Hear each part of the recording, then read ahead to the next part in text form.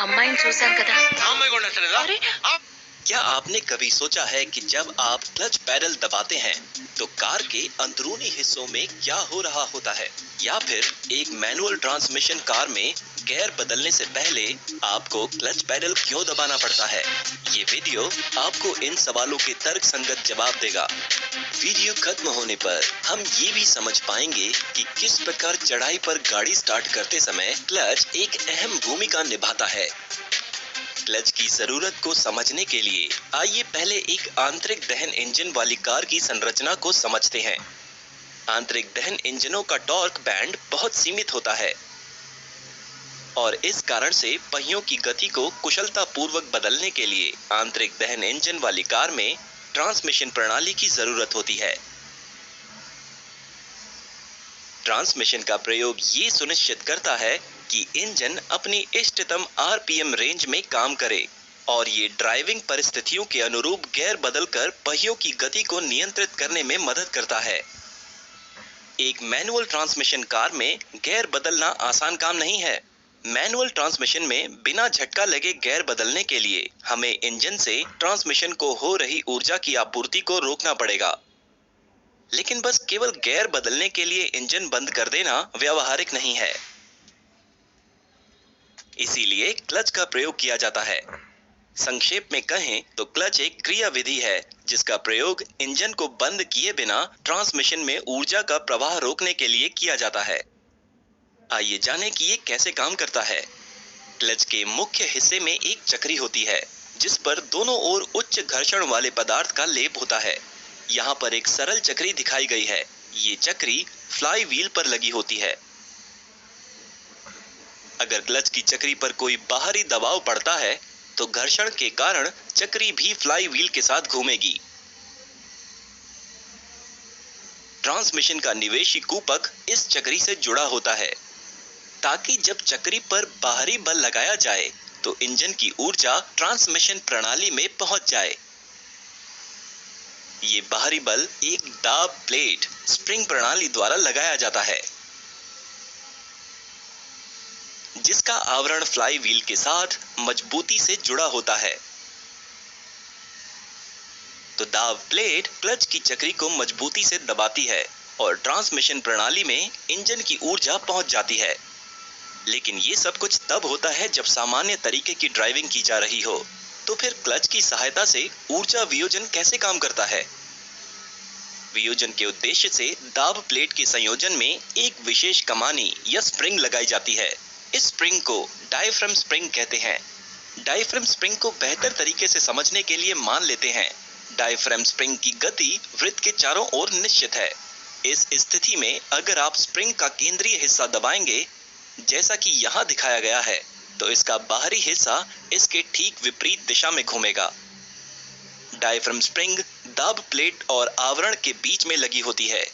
इस व्यवस्था को बेहतर तरीके से समझने के लिए आइए इस संयोजन का दूसरा भाग देखते हैं।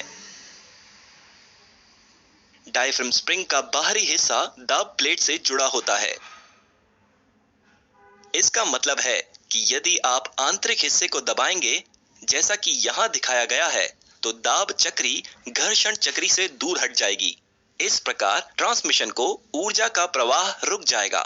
जब आप क्लच पैडल दबाते हैं तो बिल्कुल ऐसा ही होता है। एक द्रव चलित प्रणाली क्लच की गति को डायफ्राम स्प्रिंग के केंद्र तक भेजती है और जब डायफ्राम स्प्रिंग दबा हुआ होता है तो ऊर्जा का प्रवाह रुक जाता है।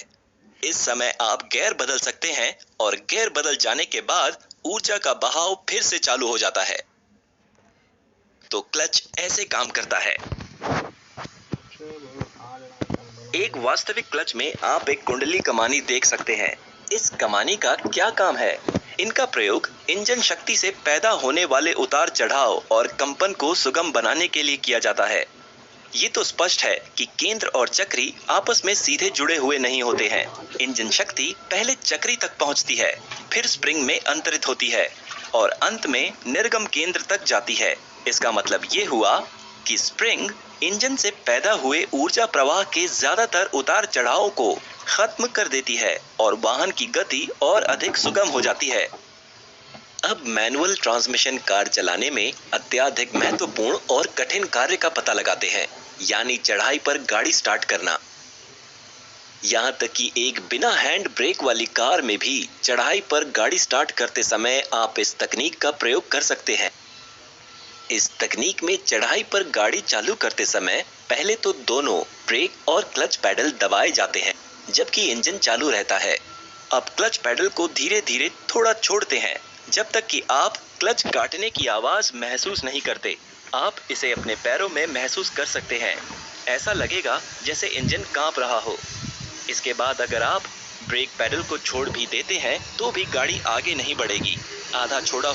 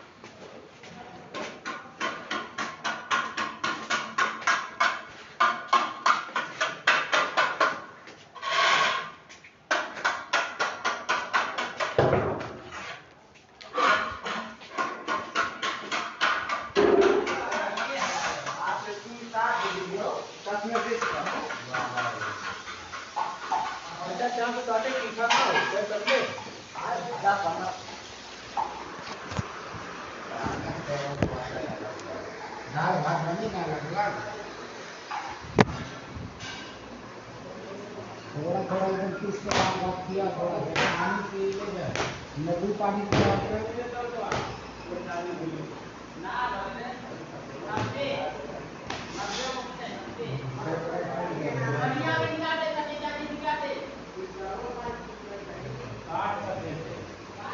गर्मी और फूल गर्मी होती है बीच में लगाएंगे ताकि सुन लेना है और काम उत्तम है मच्छर खा लीजिए उत्तम नहीं लगाना है आगे मान जाए कूलर पे लगा उसका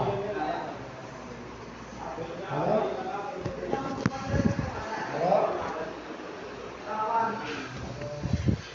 आवाज नमस्कार तावा लिया क्या खाने आ गया क्या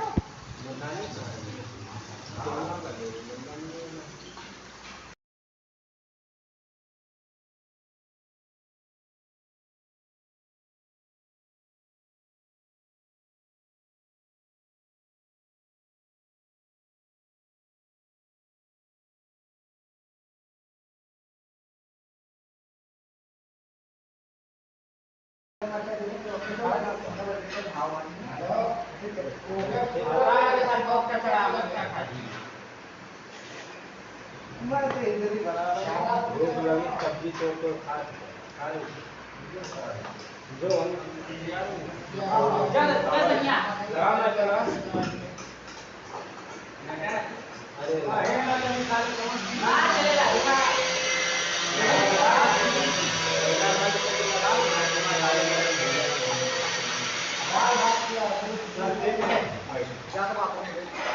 है तो पहले हलवा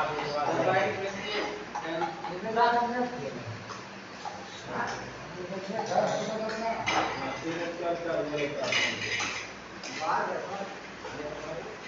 ये विकेट पर गया था आगे कर दे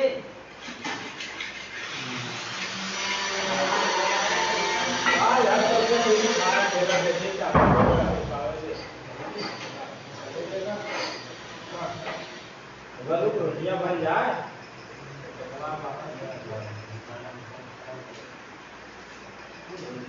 कौन नहीं ले बताइएगा छोड़ दिए मसाला डाले हमें मांस वाला छोड़े दूसरी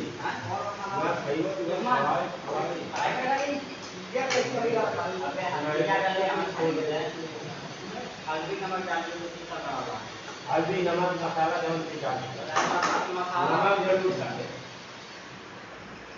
नमक डाल देता और अच्छे से नमक डाली तब न मजा दे खेलने में कलर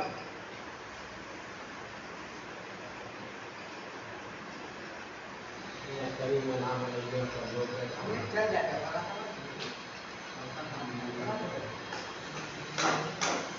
लेकिन ना एक बार सब फट जाए वाला है आगे होना चाहिए ना बैठा अरे चला ये माल पालना अनि हाथ पोटी के देते समझ लो साला अपने नाटा ना ही एक जो पड़ता है ये दिखाई देखिए हां तो दे खड़ी वाले ना लाइव रूप में आ रहा है वो सारा रखने वाला आपने ना क्या कारण है देखिए अरे बाप ने का लिखा है मैंने कहा जा रहा है का नहीं का लिखा जब उधर जाने कौन जाना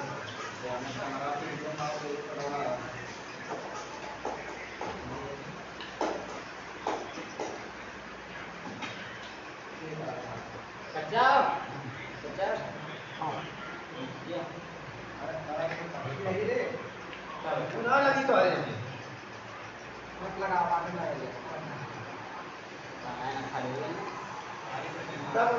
क्या आज भी है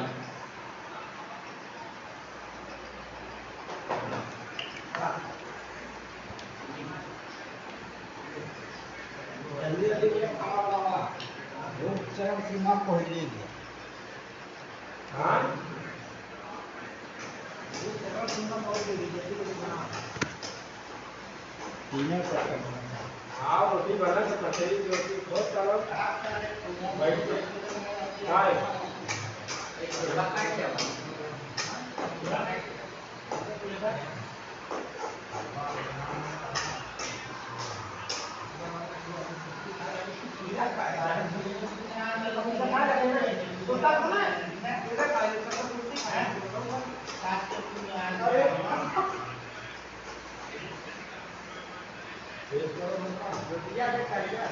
हां सही है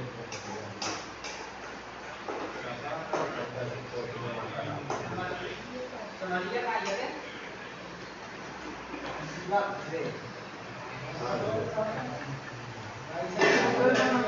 तत्वा का है सनी हुआ यार अबे यार दाव चाहिए अरे सारे वैसे उसके लकड़ी बैठे वाला है ये तो कहां से है तो नहीं रहा है बोल तो आखिर बोलो किसने ये शांति का खराब हो गया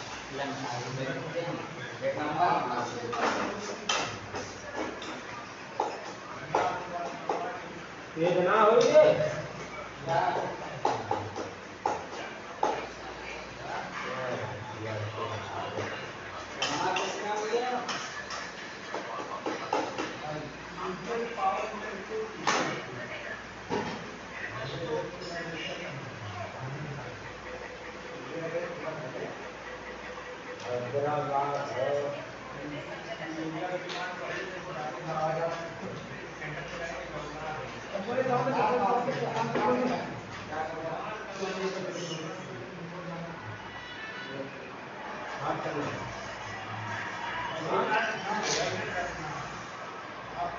टमाटर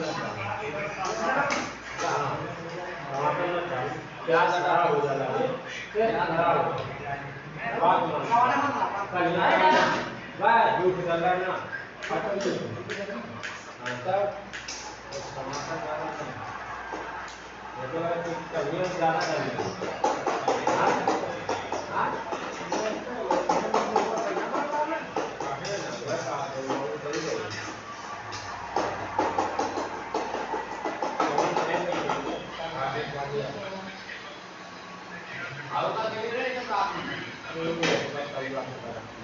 Dia khai, di sana?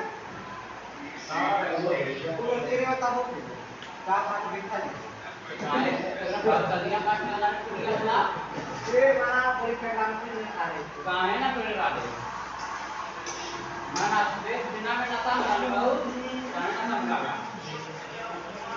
क्या नहीं